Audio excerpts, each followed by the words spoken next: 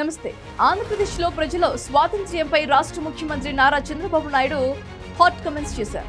78వ స్వాతంత్ర్య దినోత్సవం సందర్భంగా మొన్న జాతీయ జెండాను ఎగరవేసిన అనంతరం చంద్రబాబు నాయుడు మాట్లాడారు. రాష్ట్రంలో 5 ఏళ్ల చీకటి పాలనతో విసిగిపోయిన ప్రజలకు స్వాతంత్ర్యం వచ్చిందని, విధ్వంసక పాలన నుంచి విముక్తి కలిగిందన్నారు. గురువారం జరిగిన స్వాతంత్ర్యం వేడుకల్లో ఆయన ముఖ్య అతిథిగా పాల్గొని మాట్లాడుతూ, రాజధాని కూడా లేని పరిస్థితుల్లో నాడు పాలన ప్రారంభించారు.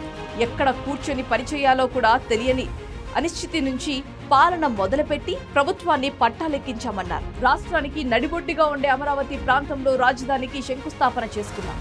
సాగునీటి రంగానికి అత్యంత ప్రాధాన్యతనిచ్చి 5 ఏళ్లలో 68,000 కోట్లు ఖర్చు చేశామన్నారు.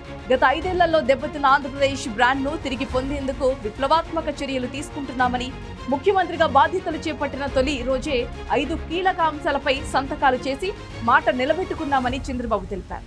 బాధ్యతలు స్వీకరించిన రోజునే 16,347 పోస్టులతో మెగా డిఎస్సి ఫైలుపై సంతకం చేసి చిత్తశుద్ధిని నిరూపించుకున్నామని, అలాగే ల్యాండ్ టైటిలింగ్ యాక్ట్తో ప్రజలు ఆస్తులకు భద్రత లేకుండా చేశారని, అందుకే రెండో సంతకంతో ల్యాండ్ టైటిలింగ్ యాక్ట్ను రద్దు చేసినట్లుగా బాబు ప్రకటించారు. పెన్షన్ మొత్తాన్ని పెంచి ఇంటి వద్దే పంపిణీ చేస్తున్నామన్నారు.